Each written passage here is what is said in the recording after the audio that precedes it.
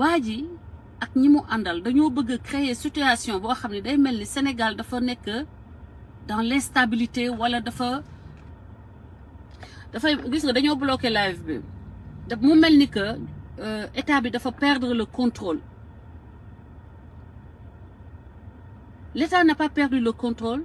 et Sonko dafa tuuti pour mën a pousser état mu def faute ba mu mën a invoquer que ce pays est ingouvernable. Sonko ak ñi mu àndal ils essaient de faire que ñu ne ce pays est devenu ingouvernable. Le président le sait, les autorités le savent et ils n'acceptent pas d'aller dans le sens de Ousmane Sonko. Maintenant man li may ñaan autorités yi ak surtout ñi nga xam ne dañoo yàq seeni alal damay wax ni ngeen def commission ngeen jël de grands avocats évaluer seeni dégâts ngeen porter Ousmane Sonko ngeen porter ko plainte ak Pastef parce que benn nit moo demandé à ce que jeunesse yi génn xale yi génn benn nit moo woo ay nitam dugal leen ci mbedd bi ne leen toj leen yàq leen preuve yaa ngi fii ay discours ay éléments yi nekk dans les réseaux sociaux. Vous portez plainte et vous demandez réparation à Ousmane Sonko lui-même, lui qui a fait les discours. Ñun état son devoir c'est de restaurer, de faire que force reste à la loi. Mais moom mi nga xam ne moo sant xale yi ay militants ñu génn ba ñu taal seen kër wala ñu taal seen i bagages il faut porter plainte contre Ousmane Sonko. La mu yor dans ces banques là, dans les banques ak dans ses comptes ñu vidé ko rembourser leen bu matul ñu jaay këram jox leen parce que loolu mooy régler problème bi qu'il y ait de ki mu bañ a am like immunité. Il faut qu'il soit imputable des dégâts que sont en train de faire ces militants. Il faut que Ousmane Sonko soit imputable et rendu responsable et rendu comptable. Sama wax du bëri loolu laa xam ne bëggoon naa ko partager ak autorités yi nañu créer commission xawma naka lañ koy organiser lan la leen loi bi permettre nañu organiser commission que Ousmane Sonko paie les dégâts de ces magasins Auchan brûlés, de ces bus brûlés et de tout ce qui a été, vous avez recensé comme dégâts matériels. Mu am commission boo xam ne day am numéro vert ñi nga xam ne yàqal nañ leen ñu dem jël huissier évaluer dégâts yi nga xam ne Ousmane Sonko yàqal na leen ko ñu jël ko dem jël avocat porter plainte parce que dans une république normale benn doomu aadama mënut a jóg di daal di woote tout le temps à ce que nit ñi wàcc ci mbedd bi saa yu ñu wàccee ñu lakk ay këru jàmbur moom këram kenn du ko laal lakk ay oto jàmbur lakk ay biens jàmbur et qu'ils s'en sortent les doigts dans le nez. Loolu di benn aspect bi il faut rectifier cela et que qu'il soit rendu responsable et qu'il paie devant la loi sur le plan matériel que vous remboursez dommages yi. Le dommage, parce qu'il n'y a pas seulement que le dommage matériel, mais il y a le préjudice moral, le préjudice psychologique que Ousmane Sonko paie, que ça arrête, qu'on arrête cette impunité. C'est le premier point. Deuxième point, moi, yéen ñi Macky Sall fal ngeen nekk ci réew mi Macky Sall jox leen ñenn ñu bëri bu ñu duggee avion Macky Sall tax ñenn ñu bëri bu ñu laalee million Macky Sall tax ñenn ñu bëri bu ñu déggee monsieur le directeur c'est parce que Macky Sall jox daf leen defal décret du ni dañoo dugg ci administration ñefe ba ñu nommé leen ko léegi yéen ngeen nekk fi ni ko Massaly waxee sànq ànd ak président Macky Sall am le cul entre deux chaises. benn xàpp bi ngeen teg ko ci côté kër waa Sonko benn xàpp bi ngeen teg ko ci côté Macky Sall di calculer ëllëg Macky Sall wàcc ngeen xool na ngay négocier ak Ousmane Sonko mbala ngeen génnee preuve ni que doon ngeen ko dimbale jamono ya ngeen nekkee ba tey ci Macky Sall yaa ngeen may dégg ñooñu président Macky Sall la nga xeex fi mu toll nii ba yegg fii la lay yóbbu da ca des mooy doomu Sénégal yi nga xam ne Sénégal kese la ñu bëgg Sénégal képp la ñu calculer wuñu seen alalu bopp calculer ñu lu ñuy amal seen lu ñuy def seen poche yow la ñuy xeexal ak seen ndax dangaa représenté tey Sénégal dangaa taxawal Sénégal jëmmal Sénégal ñun dañ lay xeexal ñu mel ni man ñu mel ni Cheikh Ahmed Tidiane Sall diaspora bi maa ngi fi yow ay nit ay góor yàlla ay jigéen yoo xam ne pare nañu taxaw xeexal le président ñooñu il faut que nga dooleel leen parce que ñun suñu moyen tam mënuñu continuer di xeex yenn xeex yi te aussi nga jox leen comme ni ma la ko waxee woon je le répète la légitimité parce que yaa ngi jox ay nit légitimité jox leen moyen ay bandi di dugg ba seeni biir kër di koñ di taal ay Auchan fu ñu takk Auchan dignitaires ya fa nekk war nga leen dàkk ndax mënu leen sax dem recruter ay mbër recruter ay jeunes jox leen ay matuwaay motiver leen ñu taxaw barricade seeni quartier ba kenn du fa ñëw di lakk Auchan ya ngeen dëkk te wóor na ma ne Auchan ya ñu ci jot a lakk yëpp am na ay dignitaires yu ànd ak président Macky Sall yu dëkk ci koñ yooyu ce qui est inacceptable et le président de la République masla bi ak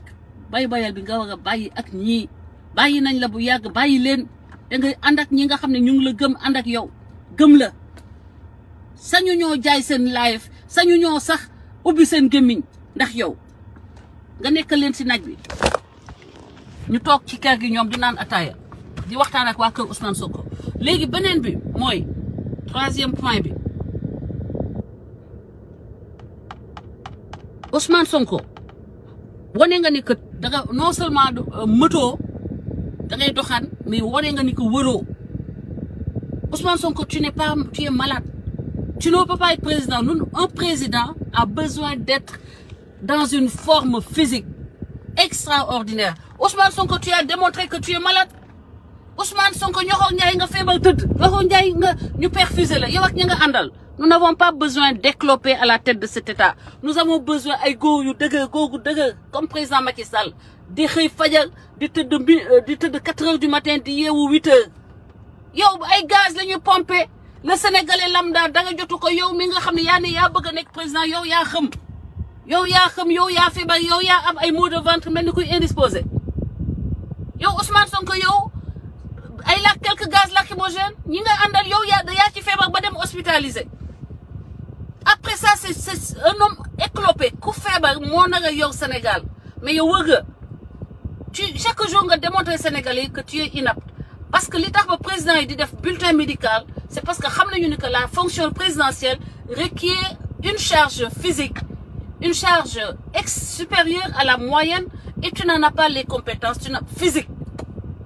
Wëroo doo ku wër ba nga juddoo nga am ay fàmb yu yàqu ba nga juddoo ngay diwoo graisse yees ñu naan déet na waay ñu sànn ñaari lacrymogène ngay xëm yow kay munoo kii tu ne peux pas tenir le munoo nekk président war nga ñu ko démb ñuy wax yow Ousmane Sonko ñu woo la tribunal an say soxna Ousmane Sonko du sa mag du sa rak du sa jabar ab benn dof hystérique nekk fa waay faut pas les laisser di saaga mais force de l'ordre yi ana ndaw soosu doo leen ko dem jëli on vous insulte en direct en public les forces de l'ordre sénégalaises cette fille-là elle s'appelle Khomona Ndeye Fatou Mbodj allez la chercher on insulte nos forces de l'ordre en direct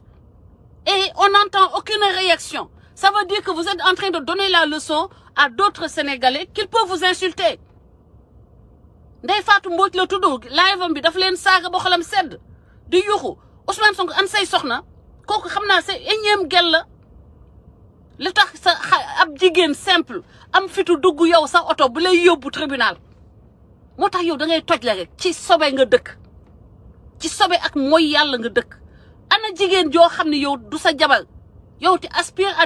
être notre président jigéen joo xam ne du sa soxna jigéen joo xam ne du sa rakk di dugg sa oto bi lay yóbbu tribunal bay piqué crise di yuuxu di saaga force de l'ordre yi c'est une honte Ousmane Sonko yow c'est-à-dire tu es une honte pour tes épouses pour tes enfants pour tes amis et pour tes militants Ousmane Sonko da nga ñàkk jom te amoo benn valeur man foog nga ni man mii Françoise kese dinañ ma woo tribunal may dem sama jëkkër nekkul sama oto benn jigéen inconnu moo fa nekk di fa piquer crise oui bu leen ko laal mais elle a traduit les sentiments qu'elle a pour toi et peut-être que vous avez en commun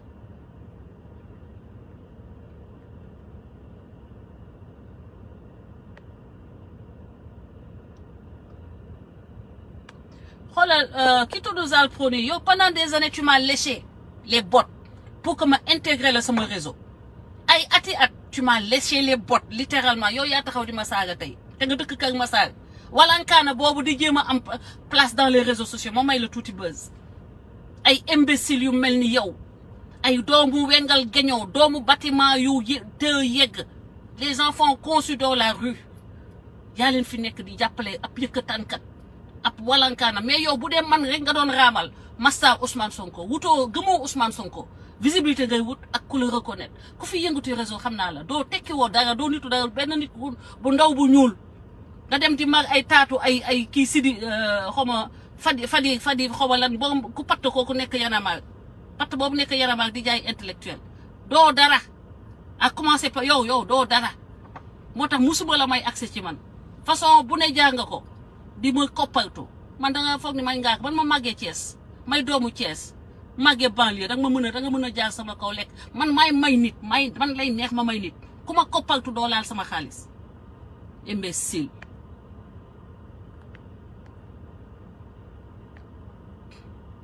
da nga foogoon ni xamuma la yow man damaa am une mémoire boo xam ne man dama woon di FBI laa woon liggéey wala renseignement ku ma gis benn yoon wax ak yow benn yoon wala kii la photographier enregistré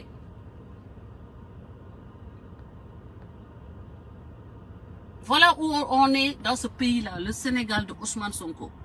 où la merde tout ce qui non ñi nga xam ne au lieu ñu dem jàngi liggéey jàngi métier fii ci réseaux sociaux man mii la ñu doon raasaatu mënuñu jaar sama kaw lu ne def na ko léegi mu ngi ci Ousmane Sonko ba naan ma yow jigéen ju bon nga te fii la ma doon tàggalee samay maam matin midi soir mu may woo duma ko jël voilà les militants que vous voyez ñi ci nekk ci Sonko yëpp ci man la ñu njëkkee Sonko daf maa saf man dama di moroom dama bàyyi Sonko sax dafa di sama moroom ndeyu Sonko damaa wax a waxam bu dee valeur maa leen ko ëpp ndax nee naa la man kenn ëmbaluma doo ma takk ndeyu Sonko Sonko dafa juddu 74 ñu takk ndeyam 78 ñëpp a war a wax ba mu des yéen ndeyu Sonko ma gën a caga téeméeri yoon ndax man damaa sëy doo am doom waaye ndeyu Sonko dañ koo ëmbal ba pare doo ko takk Sonko am na 4 ans baayam di doo a takk ndeyam Xaasim Njaay yaa saagalu Sonko ndeyu Sonko dafa ëmb Sonko te xoolal jamono yooyu ay 1974 nga xam ni caga la woon jamono yooyu benn jigéen xalaatul ëmb ay année 74 78 ba ay 80 yooyu ban jigéen moo xalaatoon di ëmb mais ndeyu Sonko jamono yooyu la ëmb te sax nit ña doon ëmb sax dañ koy maasale daal di leen takk ndeyu Sonko nag ëmb na ba wasin 4 ans donc 5 ans ñuy doog a takk ñu koy doog a takk donc xam nga ni màggetu caga moom mooy màggetu caga bu mag bi kuy caga fekk nga ko moom moo la ëpp ancienneté ci caga boo leen xasee nit caga ndeyu Sonko moo ëpp ñëpp ancienneté ci caga ay année 80 kenn xalaatu 78 année 74 yi Sonko juddu benn mère bu baax xalaatul dem ñu koy tëddee ba muy ëmb c'était une catastrophe loolu catastrophe la ni mu nekkee catastrophe ren noonu la nekkee woon plus grand catastrophe avant te loolu la Ndeye Sonko wax ngeen def ci Sénégal bi ci mim réew yéen ngeen di am kilo di saaga nit ñi ndax Ousmane Sonko ñu des ci point boobu dama ne dans les années 70 personne n'osait être enceinte Ndeye Sonko la xale yi di def ren def na ko ci jamono yooyu ba ëmb lu gën a garaaw nit ñi bu ñu ëmboon sax nit ñi dinañ seet ci jikko ci am lu ñuy sutural leen takk leen balaa ëmb bi di feeñ mais yow Ndeye Sonko bàyyi Sonko takk ko bàyyi na ko ba Sonko am 4 ans mu koy doog a takk koo koy caga bu mag bi boo leen di xasati nit caga Sénégal war ngeen xas nit lu ne ba mu des caga ndax Sonko bu dee Sonko tax ngeen di saagaate bu leen saaga nit caga parce que dossier ndeyu Ousmane Sonko rek da leen di humilier te man saa yoo leen ma waxee caga ma indil leen dossier wu ndeyu Sonko ndax dañ ma ko tegal nii sama loxo ñamu dëkkal xombol bii la dëkk jamono yooyu kenn xalaatul ëmb ndeyu Sonko ëmb fa 4 ans ñuy koy doog a takk ñëwaat leen di ma bindal caga ma wax leen ay épisode meraam da ngeen réew ñii ñoo leen bàyyi